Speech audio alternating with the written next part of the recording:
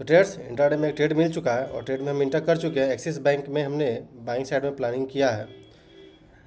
तो सबसे पहले रिस्क रिवार्ड को देखते हैं। 50 क्वांटिटी अभी मेरा एंट्री हुआ है ट्रेड्स, और 20 क्वांटिटी और हम लोअर लेवल पे अगर आती है तो हम 20 क्वांटिटी और ऐड कर सकते हैं। तो वेट करते हैं, देखते हैं क्या होती है। सबसे पहले अगर स्टॉप लॉस और टारगेट का बात करें तो 1316 के कहीं आसपास मेरा स्टॉप लॉस रहेगा इस ट्रेड के लिए। हायर टाइम फ्रेम पे हम देख रहे हैं 1316 का स्टॉप लॉस काफ़ी अच्छा है। तो सबसे पहले हम स्टॉप लॉस लगाएंगे क्योंकि थोड़ा सा इलेक्ट्रिसिटी प्रॉब्लम है मेरे इधर। अभी जस्ट पता नहीं क्यों इलेक्ट्रिसिटी बहुत ज़्यादा कट रही है, तो थोड़ा सा स्टॉप लॉस लगाते हैं सिस्टम में। और हमें 20 क्वांटिटी और इंटर करना है, तो एक बार के लिए नीचे मिल जाता तो फिर और हम क्वांटिटी ऐड करेंगे जो कि 1320 के आसपास होगा, तो उसका भी हम एक बार ऑर्डर डाल देंगे। ओके, स्टॉप लॉस हो गया 50 क्वांटिटी। देन इसके अलावा मेरे पास 20 क्वांटिटी का ऑर्डर और हमें डालना है, तो 1320 के पास डालेंगे। तो इसे भी डाल लेते हैं। ओके ओके ड्रेस तो एंट्री हो चुका है। टोटल मेरा क्वांटिटी 70 क्वांटिटी है। स्टॉप लॉस का बात करें तो 1316 के पास है। 70 क्वांटिटी का स्टॉप लॉस हमने 1316 दिया है और टारगेट। तो ट्रेडर्स लगभग आधा घंटा हो चुका है इस ट्रेड में इंटर किए हुए, और आप देखेंगे तो मेरे अगेंस्ट में ही अभी तक ट्रेड चल रहा है, कंसोलिडेट कर रहा है। ट्रेड्स वीडियो को बिल्कुल अंत तक देखिएगा क्योंकि वीडियो के अंत में हमने ट्रेड के लेने के पीछे का लॉजिक शेयर किया है कि क्या चार्ट पैटर्न थी, क्या थिंकिंग था मेरा, कैसे हम प्लान किए, क्या रिस्क रिवार्ड आ रही थी उस वक्त, तो क्या चार्ट पैटर्न बननी थी। सबसे इंपॉर्टेंट ये है एक बिगिनर के लिए, तो हम वीडियो के अंत में इसे शेयर किए हैं। तो आप ओके ट्रेड्स, तो ये ट्रेड को लिए हुए काफ़ी देर हो चुका है और अभी तक ये कंसोलिडेशन रेंज में फंसा था और अभी जस्ट ब्रेकआउट आ चुका है। तो जहाँ पे मेरा स्टॉप लॉस था 1316 का, उसे हम ट्रेल करके 1318 आ चुके हैं और कहीं लगभग 650 रुपया 350 रुपया के आसपास कहीं प्रॉफिट मेरा चल रहा है। अभी 360 रुपया के आसपास कहीं प्रॉफिट चल रहा है। ठीक है, होल्ड करते हैं। 1336 1338 तक का टारगेट है। इस स्विंग हाई हाई के आसपास कहीं जहाँ से सेलिंग स्टार्ट हुआ था, बस वहाँ तक का टारगेट है। ओके, एक स्ट्रॉन्ग कैंडल का एक स्ट्रॉन्ग वॉल्यूम के साथ ये आप देखेंगे तो मोमेंटम आ रही है। ओके, अभी जस्ट एक बाइंग साइड का एक स्ट्रॉन्ग वॉल्यूम पॉपअप किया है और 15 मिनट टाइम फ्रेम पे हम देख रहे हैं काफ़ी अच्छा यहाँ पे वॉल्यूम आ रही है, लगभग मिलियन में वॉल्यूम आ रही है। तो आई थिंक कि यहाँ पे मोमेंटम आना चाहिए, स्ट्रेंथ में रहना चाहिए और टारगेट को आई थिंक कि अचीव करना चाहिए। ट्रेड्स पहले हम लगभग ट्रेड में इंटर करते थे और भाग जाते थे, लेकिन अब थोड़ा सा डिसिप्लिन के साथ हमें रिस्क रिवार्ड तक का अपना ट्रेड होल्ड करना होगा। मतलब छोटे मोटे प्रॉफिट लेकर के बार बार हमें भागने से नहीं होगा। प्रॉपर रिस्क रिवार्ड 1:2 1:3 तक का टारगेट के लिए हम प्लान कर रहे हैं, अचीव करने का कोशिश करेंगे। देखते हैं क्या होती है आज के दिन पे, स्टॉप लॉस जाते हैं फिर या फिर टारगेट आती है। वीडियो को बिल्कुल अंत तक देखिएगा क्योंकि अंत में हमने बहुत इंपॉर्टेंट लर्निंग शेयर किया है। तो ट्रेड्स ये ट्रेड अभी कहीं लगभग 300 के आसपास कहीं प्रॉफिट में चल रहा है और 1338 1340। देन उसके अलावा सेकंड टारगेट 1355 के आसपास कहीं आता है इसका निकल करके, क्योंकि वहीं पे स्विंग हाई है। तो होल्ड करते हैं। तो ट्रेड्स काफ़ी देर से ये ट्रेड को होल्ड किए हुए और वापस से ये प्रीवियस स्विंग हाई को ब्रेकआउट देने के लिए निकल रहा है और कहीं 360 रुपया कहीं आसपास वापस से वही प्रॉफिट के आसपास चल रही है। अगर एक बार के लिए वापस ब्रेकआउट देती है तो जो मेरा स्टॉप लॉस लोअर लेवल पे रखा गया है 1318 के पास, उसे हम ट्रेल करके बिल्कुल कॉस्ट के ऊपर लेकर के आ सकते हैं अब, क्योंकि आप देखेंगे तो लगभग 10 रुपया। Okay okay okay trades, momentum आ चुका है। ओके, देखते हैं 400 450 रुपये के आसपास कहीं प्रॉफिट चल रहा है।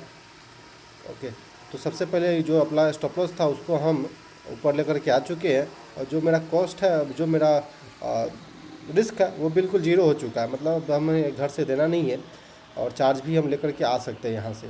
तो ये बिल्कुल रिस्क फ्री ट्रेड हो गया। तो अब हमें बिल्कुल होल्ड करना चाहिए टारगेट के लिए, बार बार भागने से तो नहीं होने वाला है। बस अपना रिस्क फ्री हो जाए तो एक बार के लिए, उसके बाद से टारगेट को होल्ड करना चाहिए, ट्रेड को होल्ड करना चाहिए टारगेट के लिए। ठीक है, तो अभी हम होल्ड करते हैं, देखते हैं क्या आती है।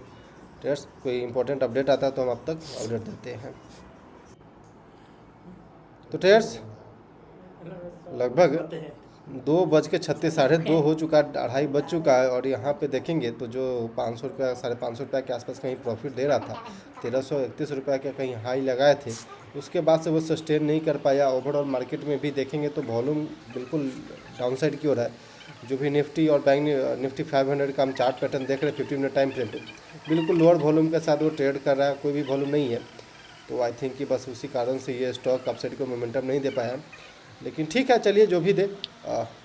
ओके ओके रेस, तो स्टॉप लॉस भी हिट हो चुका आपके सामने जस्ट।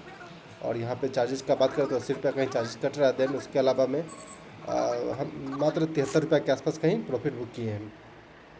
तो चलिए जानते हैं ट्रेड लेने के पीछे क्या लॉजिक था, क्या थिंकिंग था, कैसे हमने ट्रेड प्लान किया, क्या करना चाहिए था। तो जानते हैं ट्रेड लेने के पीछे लॉजिक क्या था। ओवरऑल मार्केट से शुरू करते हैं क्योंकि यहाँ से मेरा प्लानिंग होना शुरू होता है। तो निफ्टी 50 का आप चार्ट देखें तो एक इंपॉर्टेंट सपोर्ट के पास ये निफ्टी ट्रेड कर रहा है। मॉर्निंग से एक इंपॉर्टेंट सपोर्ट के पास ट्रेड कर रहा है।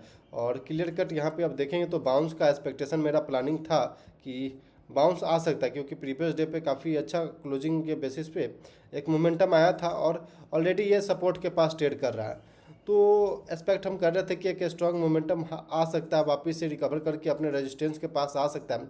और जो भी गैप अपसाइड की ओर बना रखा है उसे फील करेगा, देन वापस से डाउन साइड की ओर मोमेंटम आएगा।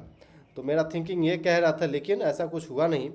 और ये बैक टू बैक यहाँ पे डाउन साइड की ओर जा रही है। सेम निफ्टी 500 के अंदर में भी देखेंगे तो बिल्कुल छोटा छोटा कैंडल बनाकर के डाउन साइड की ओर जा रही है। तो यानी कि मोमेंटम नहीं है, कोई स्ट्रॉन्ग बाइंग सेलिंग ऐसा कुछ मोमेंटम नहीं दिख रहा है मेरे पास। ये आज के दिन पे ये कुछ वाच लिस्ट तैयार था, जिसमें कि टाटा पावर शॉर्ट साइड में था, पॉलिसीज बाजार हमने बाइंग साइड में, और एक्सिस बैंक में हमने बाइंग साइड का प्लानिंग किया था। तो एक्सिस बैंक में हमने प्लानिंग किया था। तो सबसे पहले चलते हैं चार्ट पैटर्न पे और दिखाते हैं कि क्यों हमने बाइंग साइड का प्लानिंग किया था, तो कहाँ बाइंग किए थे हम। तो इसको हमने 30 मिनट टाइम फ्रेम पे सिलेक्ट किया था। जैसा कि आपको पता है कि ऑर्डर ब्लॉक जोन के पास हम लोग ट्रेड करते हैं। और सबसे इम्पोर्टेंट यहाँ पे आज के दिन पे हमने सपोर्ट के पास इसे सिलेक्ट किया था, इसे स्टॉक को आप देखेंगे तो एक इम्पॉर्टेंट सपोर्ट जोन है। यहाँ पे आप देखेंगे तो क्लियर कट यहाँ पे दिखेगा एक इम्पॉर्टेंट सपोर्ट जोन है। प्राइस इस सपोर्ट जोन को काफ़ी अच्छा रिस्पेक्ट कर रहा है और काफ़ी अच्छा वॉल्यूम के साथ ये स्टॉक अपसाइड का मोमेंटम दिया था। देन अचानक से उसी लेवल के आसपास आप आज के दिन पे मिला, तो यहाँ पे एक अच्छा रिस्क रिवार्ड के साथ ट्रेड मिल रहा था। देन इस ट्रेड में मेरा एंट्री का प्लानिंग हो गया सिंपल। यहाँ पे सिंपल आप पहले 30 मिनट टाइम फ्रेम देख सकते हैं कि कैसे हमने इस ट्रेड को सिलेक्ट किया। ओके, अब चलते हैं 3 मिनट टाइम फ्रेम पे, क्योंकि हम 3 मिनट टाइम फ्रेम पे ट्रेड को एग्जीक्यूट करते हैं। हम एंट्री मेरा प्लानिंग वहाँ से होना शुरू होता है। तो सिंपल ट्रेड्स आप देखेंगे तो 9:15 में आज के दिन पे हम लोग कहीं इधर खुलते हैं। देन उसके बाद बैक टू बैक हम लोग डाउन साइड की ओर मोमेंटम दिखाते हैं, वापस इस सपोर्ट जोन के पास आता है और ये पॉज कैंडल बनता है। देन उसके बाद बाउंस आता है। तो मेरा ये थिंकिंग कह रहा था ट्रेडर्स की उस वक्त की एक सेकआउट तो आएगा, लेकिन हमें एंट्री प्लान करना चाहिए इस लेवल के आसपास में, क्योंकि हो सकता है अगर यहाँ से एक शार्प अपसाइड की ओर बाउंस आएगा, क्योंकि मॉर्निंग में उस तरह का सिचुएशन दिख रहा था हमें मार्केट में। तो इस वजह से हमने ये प्लानिंग किया था। तो 50 क्वांटिटी हमने पहले प्लान कर लिया, क्योंकि आई थिंक कि ये हमें लग रहा था कि एक बार सेकआउट देगा तो इस सेकआउट का अपॉर्चुनिटी एज ए अपॉर्चुनिटी हम यहाँ पे क्वांटिटी बिल्ड कर सकते हैं। तो 50 क्वांटिटी यहाँ पे दिए, देन टोटल 20 क्वांटिटी यहाँ पे दिए, तो टोटल मेरे पास 70 क्वांटिटी हो गया।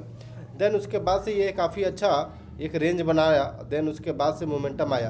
आप देखेंगे तो लोअर लेवल से लगभग 1318 के आसपास कहीं लो लगाया। उसके बाद से लगभग 1330 का हाई, 1331 का कहीं हाई लगाया, यानी कि लगभग 10 से 12 रुपये का ये मोमेंटम दिया है। लेकिन मेरा टारगेट का प्लान कहीं इधर कहीं था और उसके हिसाब से ही हम प्लान कर रखे थे ट्रेड को। मेरा फर्स्ट टारगेट यहाँ पे था और सेकंड टारगेट कहीं इस पे था। तो ये कुछ मेरा प्लानिंग और थिंकिंग था। देन इसके अलावा ट्रेड को होल्ड करने का रीज़न मेरा सिंपल था कि आप देखेंगे 15 मिनट टाइम फ्रेम तो काफ़ी अच्छा वॉल्यूम के साथ यहाँ पे आपको दिखेगा। ये कैंडल का वॉल्यूम देखेंगे तो लगभग यहाँ पे 1 मिलियन है, 1 मिलियन के आसपास कहीं ये वॉल्यूम उठा। देन वापस से इस कैंडल के आसपास इस वॉल्यूम पे देखेंगे, इस जहाँ पे पॉपअप किया है ये जो वॉल्यूम वाला यहाँ पे दिख रहा है, तो यहाँ भी लगभग 1.5 मिलियन यहाँ पे आप वॉल्यूम देख सकते हैं ट्रेड्स। तो यहाँ पे वॉल्यूम देख सकते हैं, तो यहाँ पे भी लगभग 1.5 मिलियन के आसपास, मतलब एवरेज वॉल्यूम से जो भी वॉल्यूम उठ रहा है वो काफ़ी स्ट्रॉन्ग उठ रहा है। तो मेरा कन्विक्शन बढ़ रहा था, मेरा कन्विक्शन क्लियर था, लेकिन उसके साथ हम अपना जो रिस्क था उससे हम कंट्रोल कर रहे थे अपने कंट्रोल के साथ। तो फिर यहाँ पे आप देखेंगे तो 1330 का ये हाई लगाया। देन उसके बाद वापस से सेलिंग हो गया तो ठीक है, कोई दिक्कत नहीं। जरूरी नहीं कि हम ट्रेड में इंटर करेंगे और टारगेट ही हिट हो, लेकिन अपने रिस्क को, अपने जो भी रिस्क हमने डाल रखा है उसे हमें कंट्रोल करना इंपॉर्टेंट है। टाटा पावर शॉर्ट साइड का प्लानिंग था मेरा, टाटा पावर काफ़ी अच्छा फॉल किया, लेकिन यहाँ पे मेरा शॉर्ट साइड में प्लानिंग नहीं हो रहा था, शॉर्ट साइड में कन्विक्शन नहीं आ रही थी, क्योंकि ओवरऑल मार्केट उस वक्त सपोर्ट के पास ट्रेड कर रहा था। तो इस वजह से हमने जो रजिस्टेंस के पास मिला उसमें हमने शॉर्ट साइड का प्लानिंग नहीं किया। तो सिंपल यहाँ पे देखेंगे तो ये एक रजिस्टेंस जोन हमें दिख रहा था, जहाँ पे कि बार बार प्राइस रेजिस्टेंस फेस किया, देन उसके बाद से डाउन साइड की ओर मोमेंटम आया, एक लिक्विडिटी ग्रैब भी हुआ, देन उसके बाद से वापस सेलिंग प्रेशर आया, लेकिन ये वापस रेजिस्टेंस के पास आया और यहाँ से काफ़ी अच्छा फॉलिंग देखने को मिला इस टाटा पावर के अंदर में। लेकिन यहाँ पे उस वक्त हमें कन्विक्शन नहीं आ रही थी, क्योंकि ओवरऑल मार्केट हमें लग रहा था कि एक बार सपोर्ट के पास है तो बाउंस आना चाहिए और 25,000 के लेवल को एक बार टच करना चाहिए। तो ये बस थिंकिंग था मेरा, इस वजह से हमने शॉर्ट साइड में नहीं प्लान किया। देन इसके अलावा मेरा पॉलिसी बाजार बाइंग साइड का एक और ट्रेड था, जिसमें कि हम ट्रेड तो नहीं किए, लेकिन यहाँ पे भी मेरे सेटअप पे बैठ रहा था। तो सिंपल आप देखेंगे तो ये एक इम्पॉर्टेंट डिमांड जोन दिख रहा है, क्लियर कट, ओके। क्योंकि यहाँ पे एक स्ट्रॉन्ग वॉल्यूम के साथ एक स्ट्रॉन्ग कैंडल जनरेट हुआ, लगभग 8% का कैंडल है, तो हाई चांस है कि वापस जब प्राइस इस लेवल के पास आएगा तो एक स्ट्रॉन्ग बाइंग जनरेट होगा। तो आप देखेंगे तो लगभग यहाँ पे ये 21 रुपया का मोमेंटम आया है, तो ये काफ़ी अच्छा मोमेंटम दिया था, बट मेरा प्लानिंग दूसरे ट्रेड में हो चुका था, तो फिर हम केवल only 1 trade in a day करते हैं, तो फिर यहाँ पे दूसरे ट्रेड हम नहीं इंटर कर सकते। ठीक है ट्रेड्स, तो ये कुछ लॉजिक, ये थिंकिंग था मेरा कुछ ट्रेड के आज के दिन पे, जिसमें कि ट्रेलिंग स्टॉप लॉस हिट हो गया। Okay trades, thanks for watching this video, please like and subscribe my YouTube channel for more updates.